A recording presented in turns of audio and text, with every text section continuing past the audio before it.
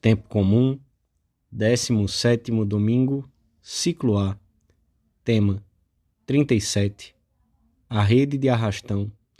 Pontos a meditar. 1. A rede é a imagem da igreja em que há justos e pecadores. 2. Os filhos manchados pelo pecado pertencem à igreja, mas não às suas faltas. Não podemos deixar que julguem a nossa mãe por aquilo que não é, pelos erros dos que não foram fiéis à sua vocação cristã. 3. Frutos de santidade. Pelo sinal da Santa Cruz, livrai-nos Deus, nosso Senhor, dos nossos inimigos. Em nome do Pai, do Filho e do Espírito Santo. Amém. Meu Senhor e meu Deus, creio firmemente que estás aqui, que me vês, que me ouves. Adoro-te com profunda reverência. Peço-te perdão dos meus pecados e graça para fazer com fruto este tempo de oração. Minha Mãe Imaculada, São José, meu Pai e Senhor, meu anjo da guarda, intercedei por mim.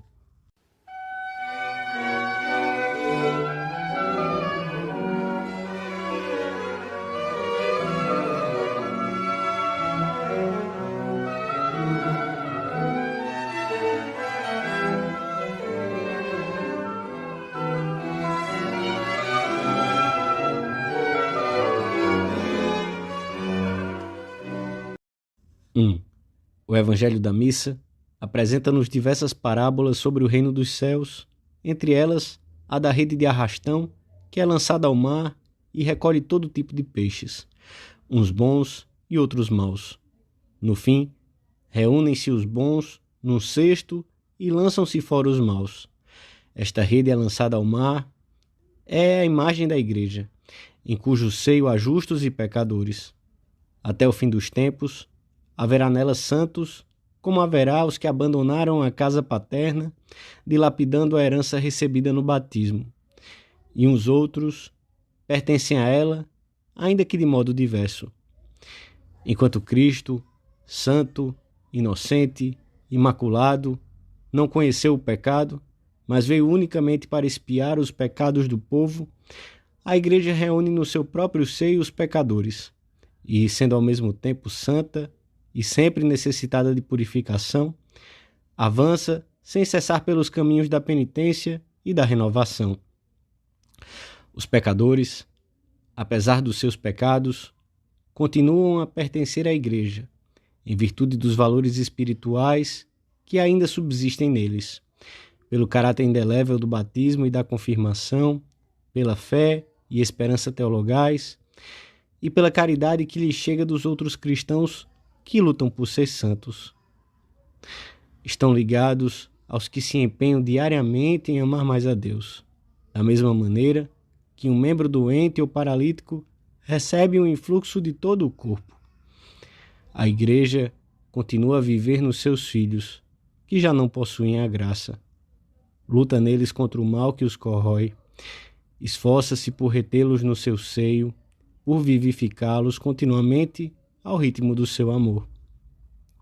Conserva-os como se conserva um tesouro, enquanto não se é obrigado a abrir mão dele. Não é que queira carregar um peso morto. Simplesmente espera que, à força de paciência, de mansidão, de perdão, o pecador que não se tenha separado totalmente dela volte ao seu seio para viver em plenitude. Que o ramo adormecido pela pouca seiva que nele restava, não seja cortado nem lançado ao fogo eterno, mas tenha tempo para voltar a florescer. A Igreja não se esquece um só dia de que é mãe. Pede continuamente pelos seus filhos enfermos, espera-os com uma paciência infinita, empenha-se em ajudá-los com uma caridade sem limites. Devemos fazer chegar até o Senhor as nossas orações e oferecer o nosso trabalho, dor e fadigas por aqueles que, pertencendo à Igreja, não participam da imensa riqueza da graça, essa torrente de vida que influi sem cessar, principalmente através dos sacramentos. De modo muito particular, devemos pedir todos os dias por aqueles com quem estamos unidos pelos vínculos mais íntimos, a fim de que, se estão doentes, recuperem plenamente a saúde espiritual.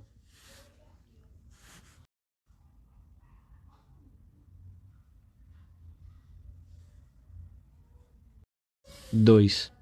Ainda que no povo de Deus existam membros afastados da graça santificante e sejam até causa de escândalo para muitos, a igreja em si está, no entanto, livre de todo o pecado. Pode-se dizer dela, de modo analógico, o que se diz de Cristo. É do alto, não da terra, é de origem divina. Cristo tomou-a por esposa, por ela se entregou com o fim de santificá-la, uniu-a a si como seu corpo e enriqueceu-a com o dom do Espírito Santo para a glória de Deus. Esta santidade da Igreja manifesta-se incessantemente e deve manifestar-se nos frutos da graça que o Espírito Santo produz nos fiéis. Exprime-se multiformemente em cada um daqueles que tendem, segundo as suas condições de vida, à perfeição da caridade, edificando assim os outros. A Igreja sabe que não é uma invenção deste mundo, nem um poder cultural religioso, nem uma instituição política, nem uma escola científica, mas uma criação do Pai Celestial por meio de Jesus Cristo. Cristo depositou nela o enviado do Pai, a sua palavra e a sua obra, a sua vida e a sua salvação, e nela os deixou para todas as gerações futuras. Os pecadores pertencem à Igreja, apesar dos seus pecados. Ainda podem voltar à casa paterna, nem que seja no último instante da sua vida. Pelo batismo, trazem dentro de si uma esperança de reconciliação, que nem os pecados mais graves podem arrancar. O pecado que a Igreja encontra no seu seio não é parte dela. Pelo contrário, é o inimigo contra quem terá de lutar até o fim dos tempos, especialmente por meio do sacramento da confissão. Pertencem a ela os seus filhos manchados pelos pecados, mas não as faltas que tenham cometido. Seria muito triste que nós, seus filhos, deixássemos que se julgasse a Igreja precisamente por aquilo que ela não é.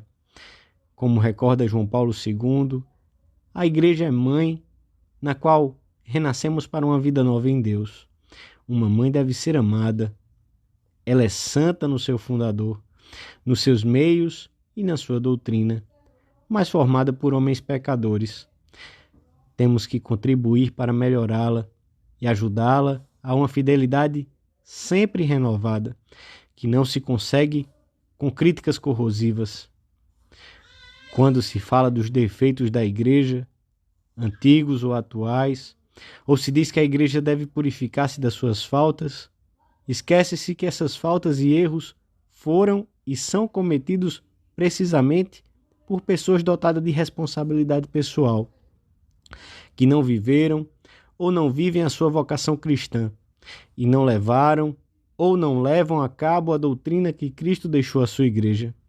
Esquece-se que Cristo adquiriu a Igreja para si, por meio do seu sangue, que a purificou desde o começo para que compareça à sua presença totalmente resplandecente, sem mancha nem ruga ou coisa semelhante, mas santa e imaculada, que é a casa de Deus, coluna e sustentáculo da verdade.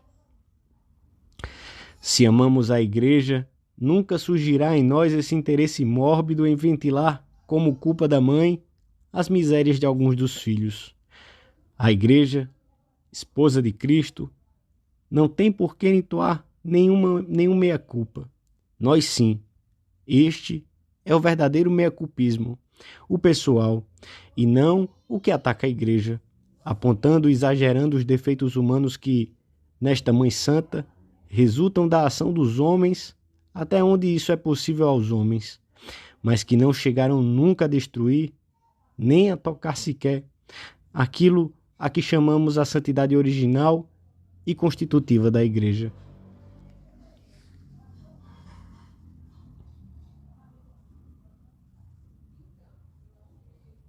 Três. A Igreja é santa, é fonte de santidade no mundo. Oferece-nos continuamente os meios de que necessitamos para encontrar a Deus. Esta piedosa mãe brilha sem mancha alguma nos sacramentos com os quais sempre gera pureza, nas santíssimas leis com que manda a todos e nos conselhos do Evangelho com que nos admoesta, e finalmente nos dons celestiais e carismas com que, inesgotável na sua fecundidade, dá luz a incontáveis exércitos de mártires, virgens, confessores. A Igreja é fonte de santidade e causa da existência de tantos santos ao longo dos séculos. Primeiro foram os mártires, que deram as suas vidas em testemunho da fé que professavam. Depois, a história da humanidade conheceu o exemplo de muitos homens e mulheres que ofereceram a sua vida, por amor a Deus, para ajudar os seus irmãos em todas as misérias e necessidades. Não há indigência humana que não tenha despertado na Igreja homens e mulheres conscientes de terem sido chamados para resolvê-la e que chegaram ao heroísmo. E são muitos, também hoje, os pais e mães de família que dedicam silenciosa e heroicamente a sua vida a levar para diante a família em cumprimento da vocação que receberam de Deus, bem como homens e mulheres que se entregaram inteiramente no meio do mundo ao Senhor, abraçando a virgindade ou o celibato. Sendo cidadãos correntes, esses homens e mulheres dão especial glória e alegria a Deus, santificando-se nas suas respectivas profissões e exercendo um apostolado eficaz entre os seus companheiros. A Igreja é santa porque todos os seus membros estão chamados à santidade, quer pertençam à hierarquia, quer sejam por ela apacentados. Mas, em último termo, a Igreja é santa em virtude da santidade do seu fundador e da constante ação do Espírito Santo. A sua santidade é, pois, uma característica permanente e não está condicionada pelo número de cristãos que vivem a sua fé até as últimas consequências. Por isso, mesmo nos momentos mais graves, se as claudicações ultrapassassem numericamente os atos de coragem, ainda assim permaneceria essa realidade mística, clara, inegável, embora não a percebamos com os sentidos, que é o corpo de Cristo, o próprio nosso Senhor, a ação do Espírito Santo, a presença amorosa do Pai. Peçamos ao Senhor que nós, membros do povo de Deus, do seu corpo místico, cresçamos em santidade pessoal e sejamos assim bons filhos da Igreja. São precisos, diz João Paulo II, arautos do Evangelho, peritos em humanidade, que conheçam a fundo o coração do homem de hoje, participem das suas alegrias e esperanças, das suas angústias e tristezas, e ao mesmo tempo sejam contemplativos, enamorados de Deus. Para isto, são precisos novos santos. Os grandes evangelizadores da Europa foram os santos.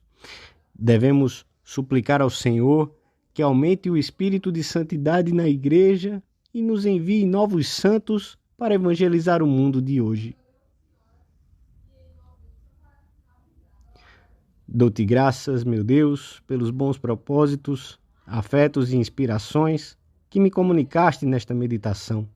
Peço-te ajuda para os pôr em prática. Minha Mãe Imaculada, São José, meu Pai e Senhor, meu anjo da guarda, intercedei por mim.